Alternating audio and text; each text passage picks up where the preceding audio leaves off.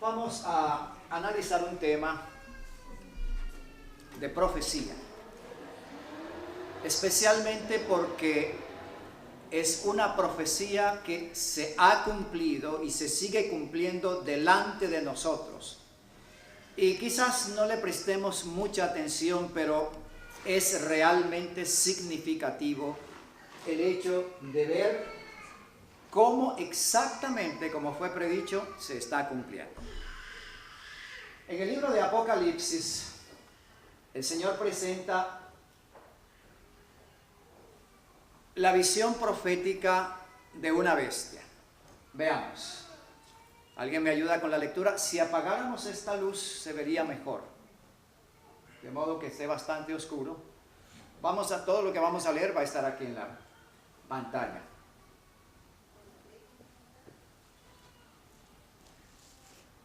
Y bueno, pido por favor que me ayuden con la lectura para compartir y hacerlo más dinámico. Y yo me paré sobre la arena del mar y vi una bestia salir del mar, que tenía 7 cabezas y 10 cuernos, y sobre sus cuernos 10 diademas, y sobre las cabezas de ella nombre de blasfemias. Ok. En Apocalipsis 13 se nos presenta la visión de una bestia que surge del mar. A ver, en el lenguaje profético, ¿qué simbolizan las muchas aguas? Las personas. Multitudes, gentes, en lugares muy poblados, territorios altamente poblados. En efecto, como ustedes bien lo dijeron, mucha gente. Ese es el símbolo que representa a las gentes, las aguas. Bien, ¿y una bestia qué representa? Reinos, potencias, imperios, una potencia, ¿ok? Pero aquí en Apocalipsis se nos presenta a una bestia con características propias de las 7 bestias, quiero decir, de las 4 bestias de Daniel capítulo 7. Si notamos, como lo dice el texto, tenía 7 cabezas y 10 cuernos. En las cabezas de la bestia habían cuernos y en los cuernos habían diademas. Las diademas son como coronas y representan reinos. Pero es interesante, 7 cabezas como cabezas de león, patas de oso, cuerpo de leopardo y los 10 cuernos. En Daniel capítulo 7 se nos presenta una secuencia de 4 bestias y la primera era como león, y esto tiene cabeza de león, pero aquel león tenía 2 alas. A ver, ¿qué era simbolizado, qué era representado por ese león de 2 alas? El imperio babilónico, correcto, muy bien. ¿Y las 2 alas representaban qué cosa? Velocidad de conquista, muy bien. Ok, entonces la cabeza del león aquí indudablemente está relacionado con Babilonia. Seguidamente vino otra bestia que también surgía del mar, que parecía a un oso. Esta bestia tiene las patas de oso. ¿Qué representaba el oso? ¿A qué potencia? Medo-Persia, correcto. Tenía 3 costillas en su boca. ¿Y a qué representaba esas 3 costillas? Muy bien, exactamente, hermano Amos. ¿Y recuerdan? Exactamente, me gusta eso, la gente sabe de profecía, amén. Ok, luego venía la bestia con cuerpo, como un leopardo que tenía 4 alas. ¿Qué imperio era ese? Muy bien. Las 4 alas representan la velocidad, ¿verdad? La agilidad con que iba a conquistar el mundo. Muy bien. Y las 4 cabezas, sí, hermano Tomás. Los 4 reinos en que se dividió el imperio de Alejandro. Correcto. No vamos a entrar en detalles más profundos porque simplemente quiero mencionar que Apocalipsis 13 nos presenta a una bestia que reúne las características de aquellos imperios en un solo poder. Significa que este solo poder reúne toda la enemistad, la persecución, la hostilidad del mundo contra el pueblo de Dios. Porque Babilonia tuvo cautivo al pueblo de Dios. Durante Medo-Persia, el pueblo tuvo cierta libertad, pero todavía tenían sus asuntos difíciles con Medo-Persia. Luego Grecia se enseñoreó de Israel por un tiempo y Roma, que es el cuarto imperio, fue el que dominó y subyugó al pueblo de Israel por más tiempo.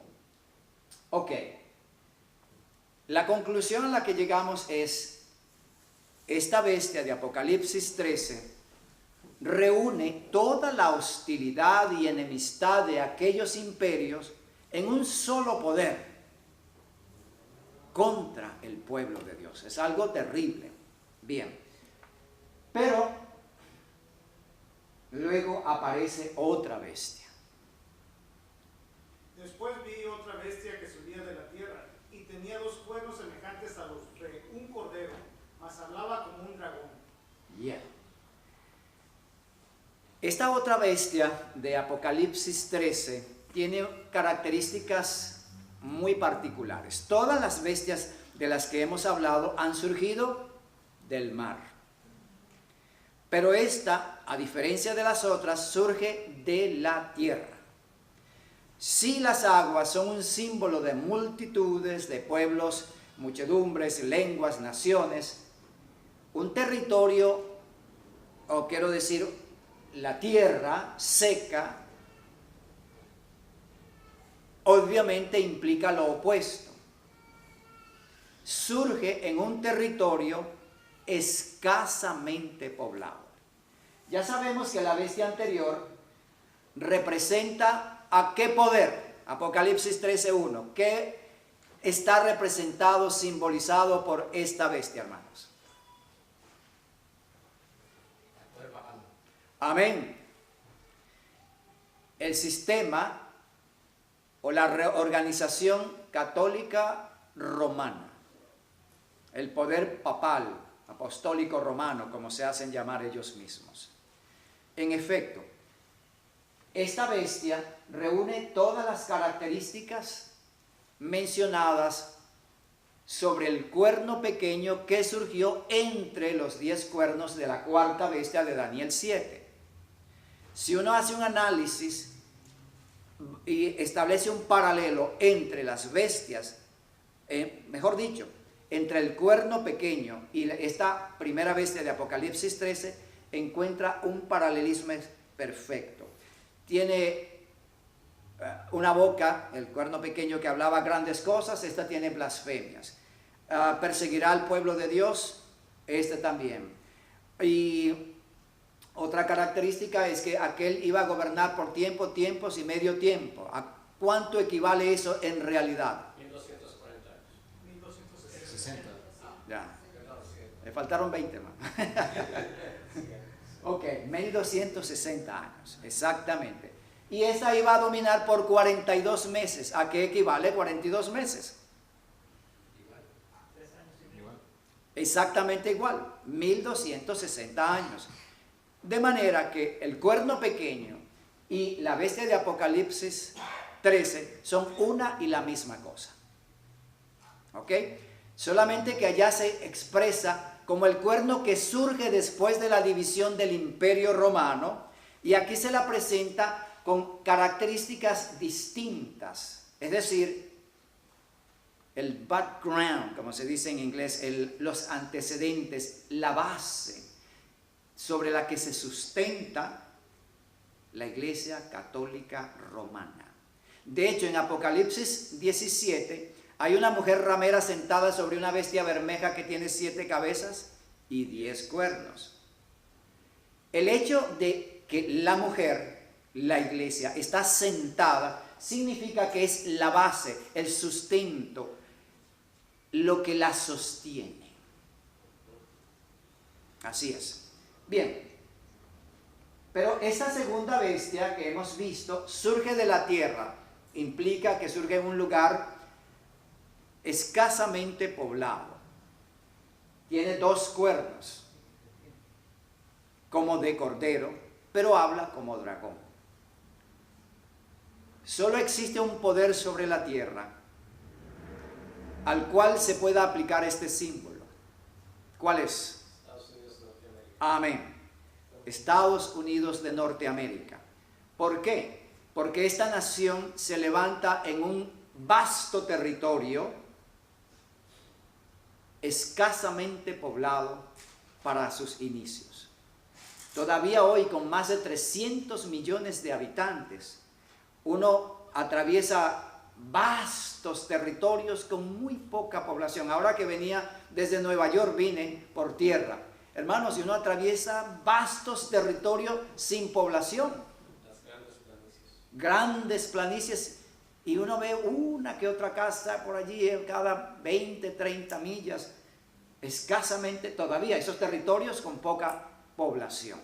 Y tiene más de 300 millones de habitantes. Ahora, imagínense ustedes cómo sería América allá en 1776, cuando se declaró independiente de Gran Bretaña. Un territorio realmente despoblado, solo los indios estaban aquí.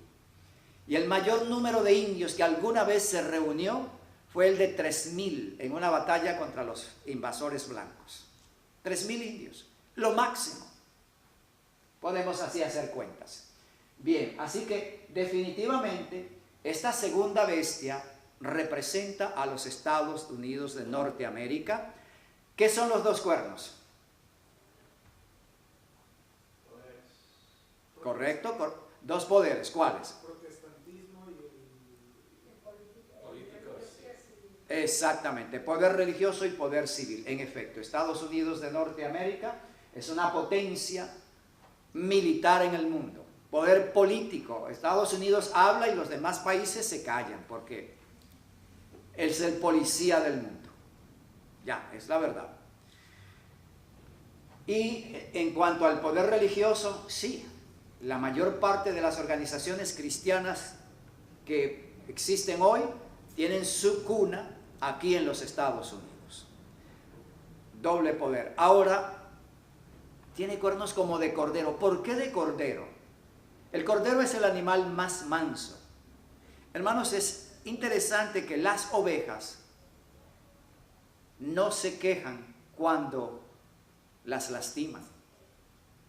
Se la están comiendo el lobo y ellas no hacen ruidos.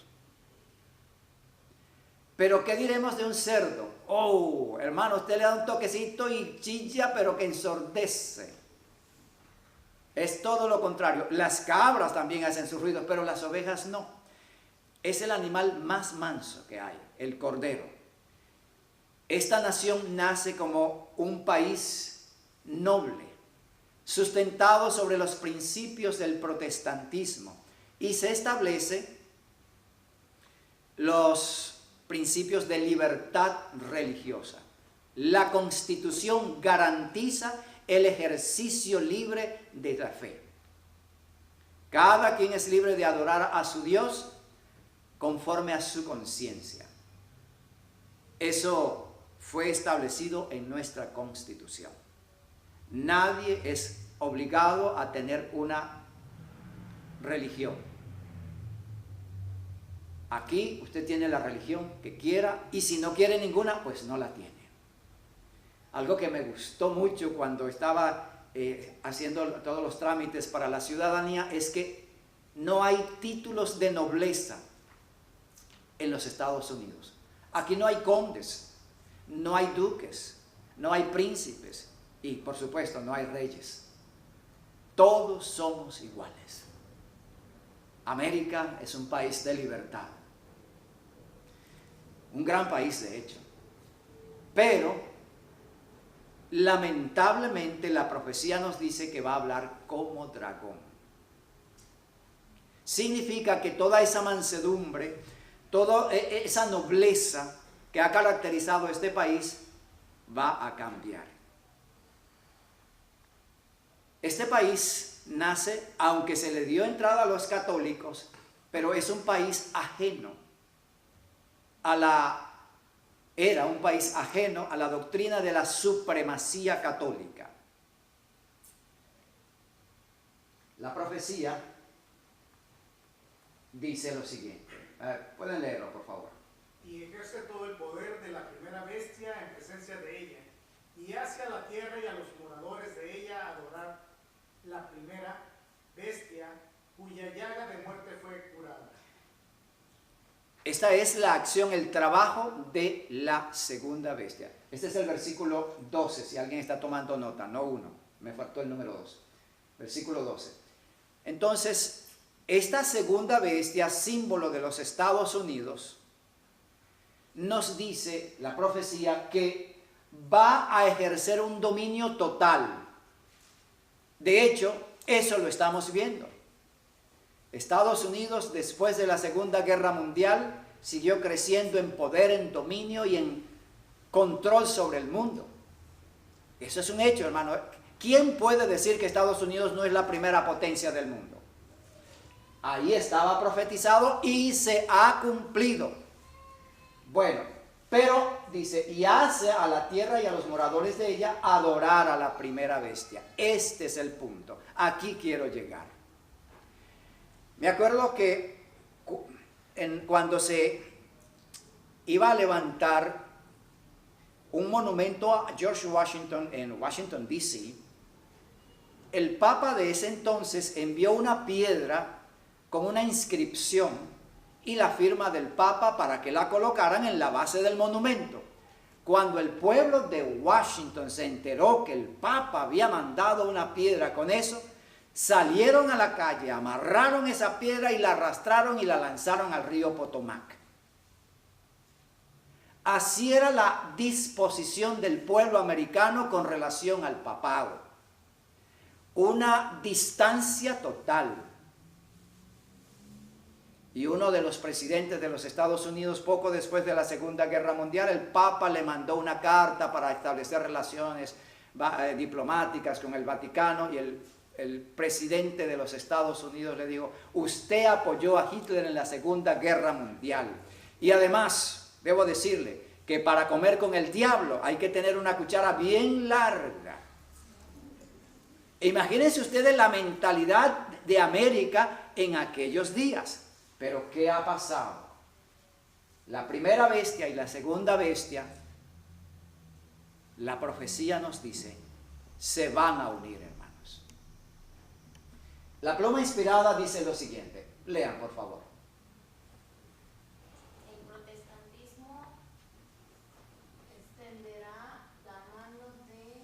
Es que casi no se ve. Desde allá casi no se ve. Ok. De Camaradería, sí. Al poder romano. Ajá. Luego se decretará una ley contra el día de reposo de la creación de Dios, y entonces será que Dios hará su extraña obra, su extraña operación en la tierra. He aquí la profecía. Tenemos la profecía. Esto fue escrito en 1886, o sea, poco más de 100 años. ¿Ok? El protestantismo americano, uno de los cuernos de la bestia, extenderá la mano de camaradería, o sea, de amistad, al poder romano. Les acabo de mencionar cómo era la situación después de la Segunda Guerra Mundial. Estamos hablando de medio siglo atrás apenas. Una distancia, separación completa de Roma. Pero esta profecía de 1886 nos dice que el protestantismo americano iba a extender la mano a Roma. Aquí lo tenemos. Se ha cumplido la profecía. La primera vez que se le extendió la mano a Roma fue en 1980, cuando Ronald Reagan le extendió la mano al Papa y le permitió entrar a la Casa Blanca. Pero en aquel entonces el pueblo americano, el protestantismo americano, no estuvo tan dispuesto como esta vez para darle la bienvenida. Le decían a Reagan que era el anticristo. Ajá, fíjense bien, le decían a Reagan que era el anticristo. Y es que Reagan actuó con Juan Pablo II para derribar al comunismo. Ellos trabajaron en conjunto para tratar de eliminar al comunismo. Era una alianza, un trato político. Sí, allí tuvo sus raíces, pero aquí, en esta ocasión, cuando George Bush Jr. recibe a Benedicto XVI, lo hace con una pompa y con unos honores más que a los reyes de esta tierra. Se le permitió entrar no solo a la Casa Blanca, sino a la oficina oval, donde no todos los presidentes del mundo entran y donde no todos los magnates de la tierra tienen el privilegio de llegar. Pero este señor sí entró allí. Se le estrechó la mano. Pero ¿y qué hizo el pueblo? Se congregaron por cientos de miles para aplaudir y dar la bienvenida a Roma. La profecía dice: el llamado mundo protestante formará una coalición con el hombre de pecado y la iglesia y el mundo estarán en una corrupta armonía. 1891. La profecía exactamente se ha ido cumpliendo delante de nosotros. El mundo protestante, es decir, América, va a formar una coalición, una unión con el hombre de pecado. ¿Qué tenemos aquí? Sí, el popular Obama.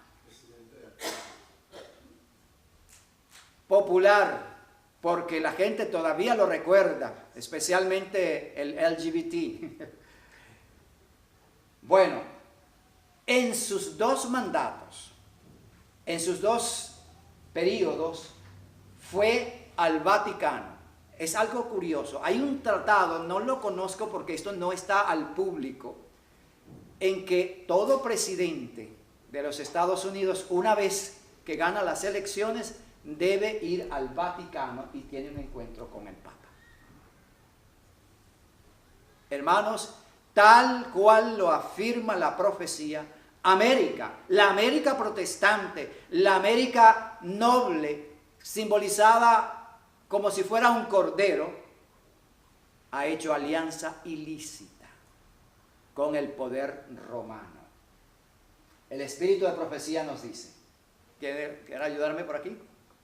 El romanismo en el viejo mundo y el protestantismo apóstata en América del Norte actuarán de la misma manera con los que honren todos los preceptos divinos, seguridad y paz en el conflicto de los siglos. Página 673. 1911. Ustedes ven que en la medida que van pasando los años, el espíritu de profecía va dando mayores revelaciones en cuanto a esa unificación, que para nosotros ya no es algo futuro, es un hecho que ya se ha consumado, hermanos, es una realidad.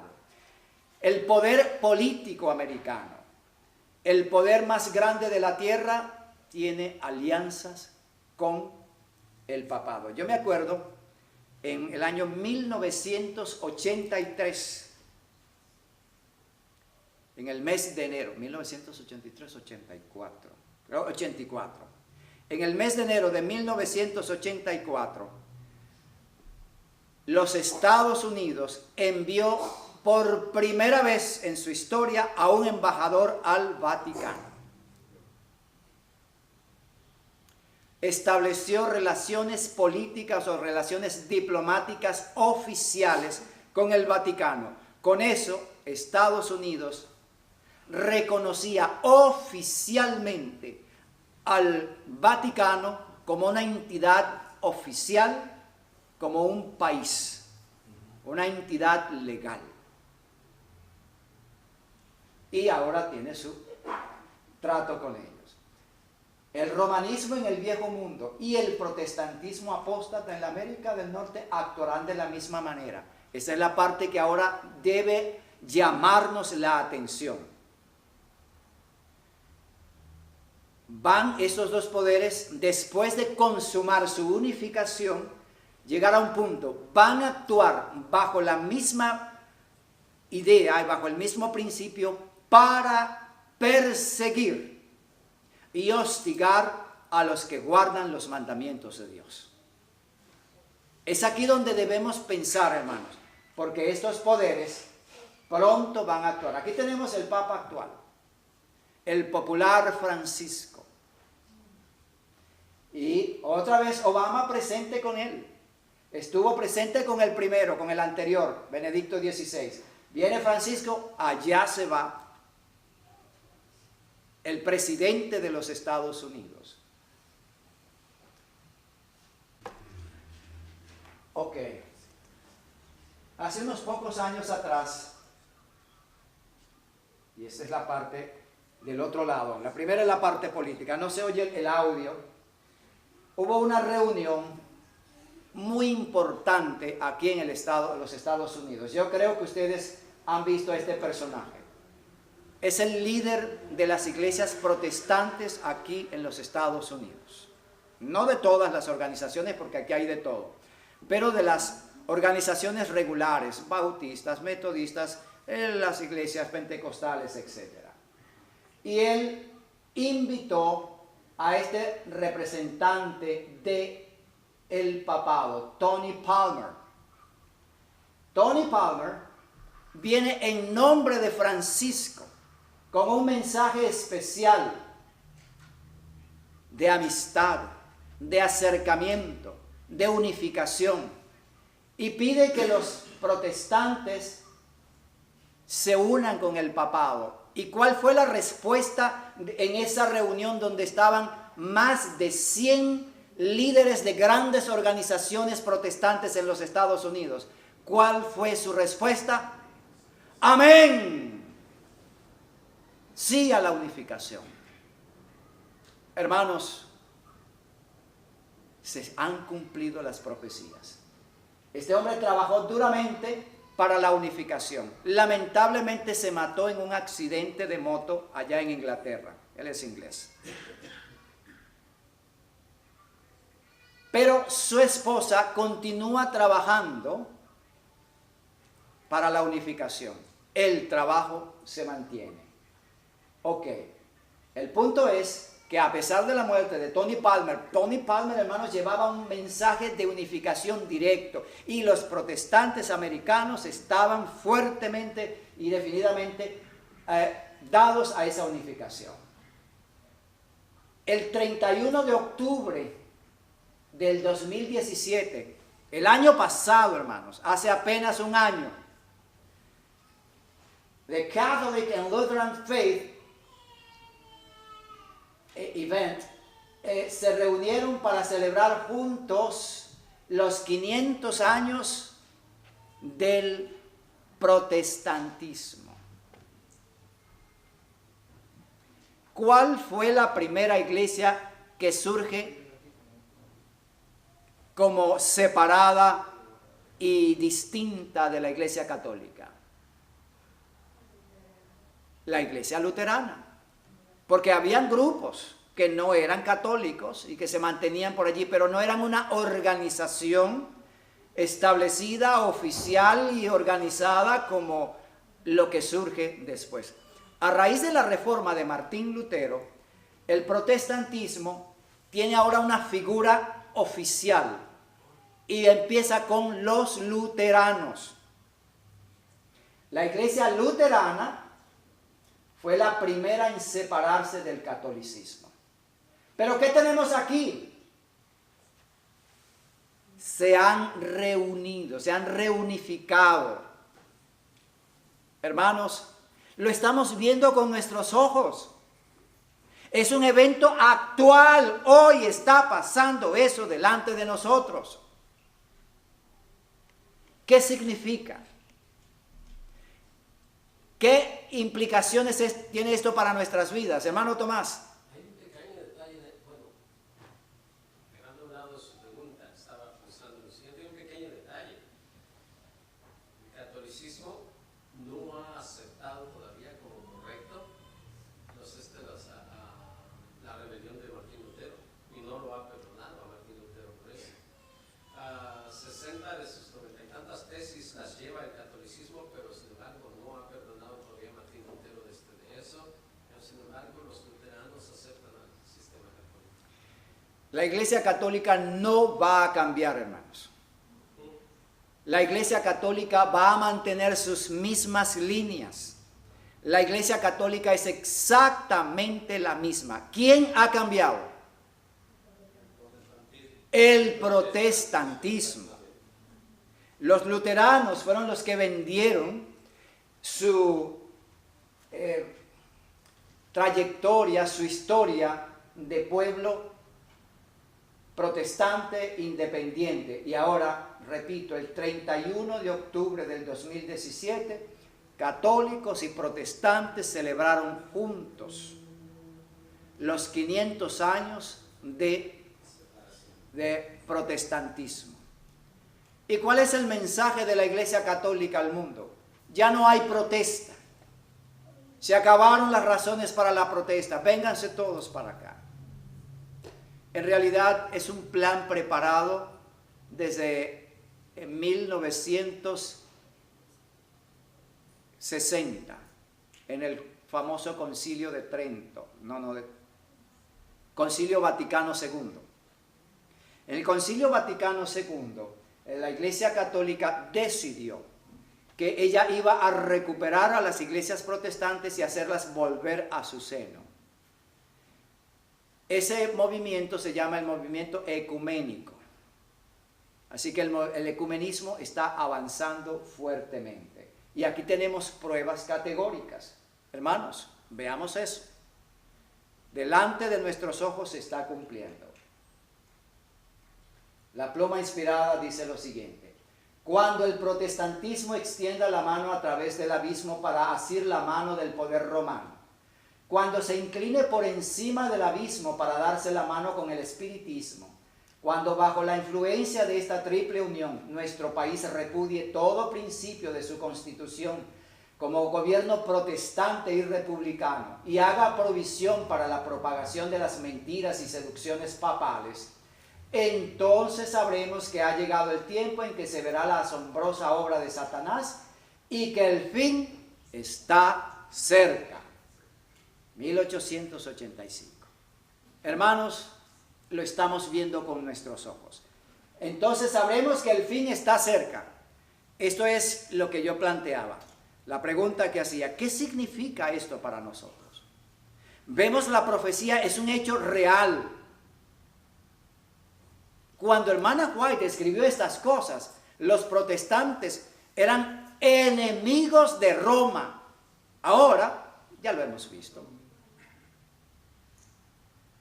La profecía se ha cumplido.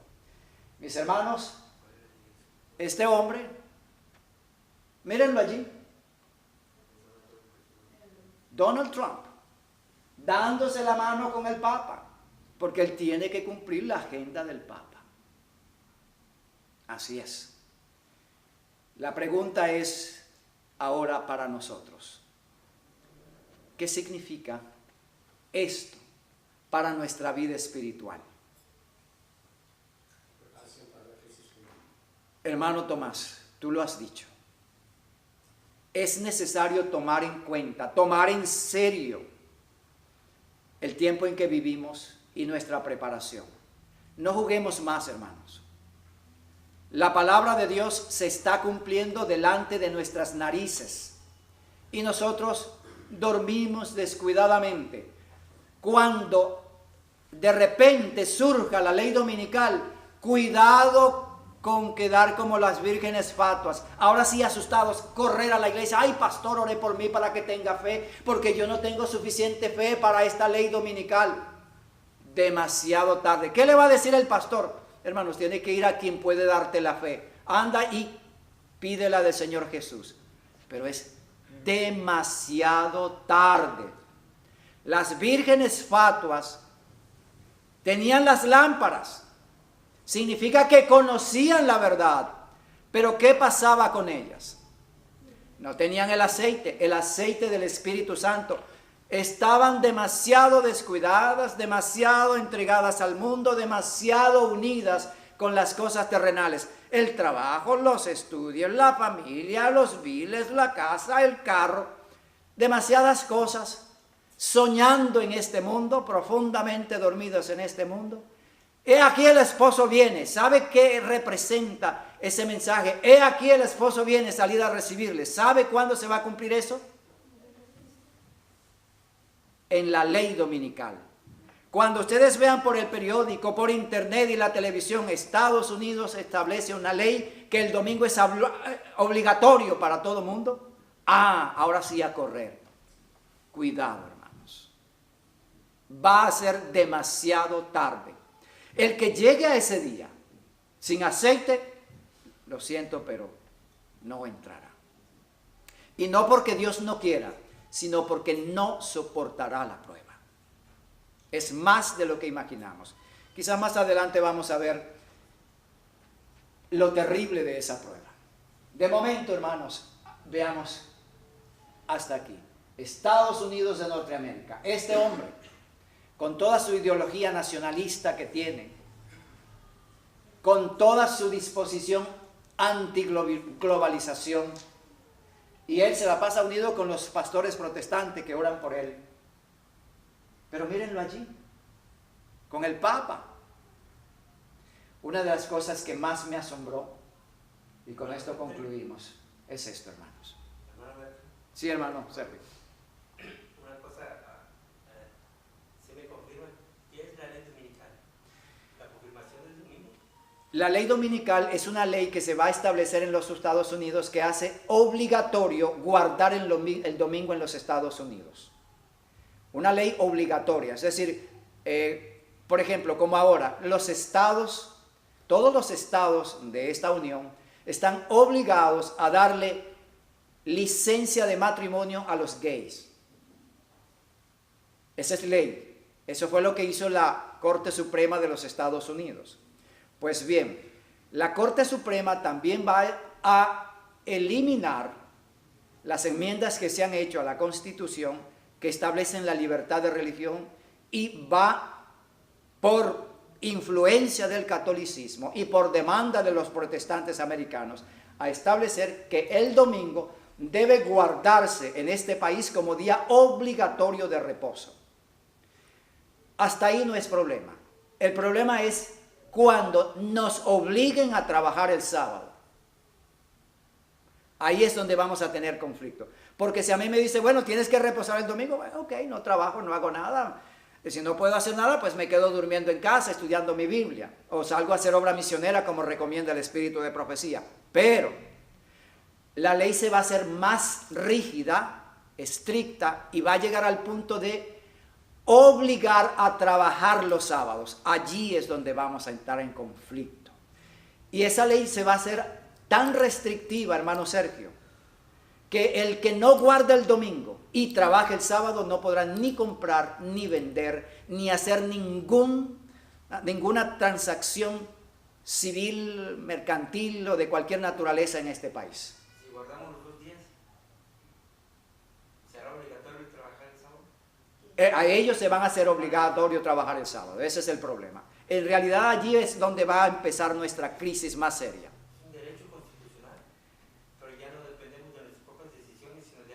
Exactamente, hermano. Bien, ahora, ¿qué ven ustedes en esta fotografía? Vean este cadáver que está aquí. Este es Juan Pablo II, Karol Wojtyla, así se llamaba. Ahora, ¿quiénes ven ustedes aquí de rodillas? Bill Clinton, este señor que murió la semana pasada. Senior, yes, George Bush Senior. Y el hijo, Condoleezza Rice. Tenemos 3 presidentes de los Estados Unidos de rodillas ante el cadáver de un papa. Hermanos, ¿qué significa eso?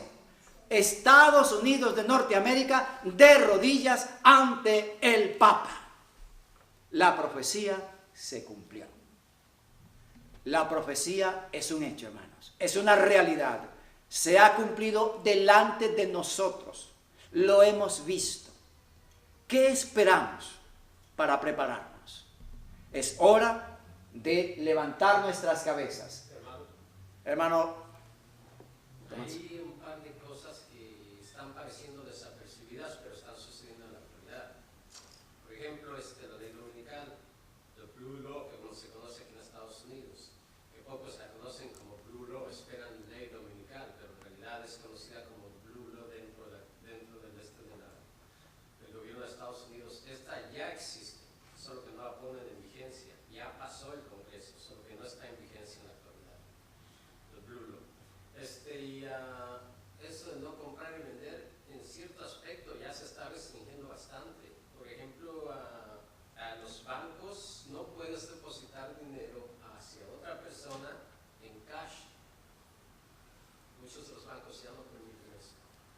Es una ley, hermano. De hecho, yo fui a pagar mi renta con cash y me dijeron, no se permite. En ningún banco. Es ley. Sí, exactamente.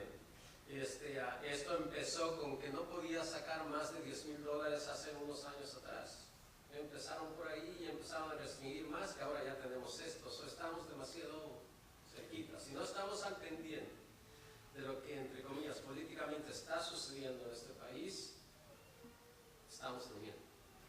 Gracias, hermano. Cuando estas cosas comenzaren a hacerse, mirad y levantad vuestras cabezas, porque vuestra redención está cerca. Es tiempo, hermanos, de tomar las medidas necesarias y de hacer los preparativos que se requieran. Hay que levantar la cabeza, levantarse del sueño y activarnos en la iglesia, ser definidamente más firmes en nuestra fe y hacer todo lo que tenemos que hacer para nuestra preparación. Que el Señor nos bendiga, porque nuestra redención está más cerca de lo que pensamos. Amén.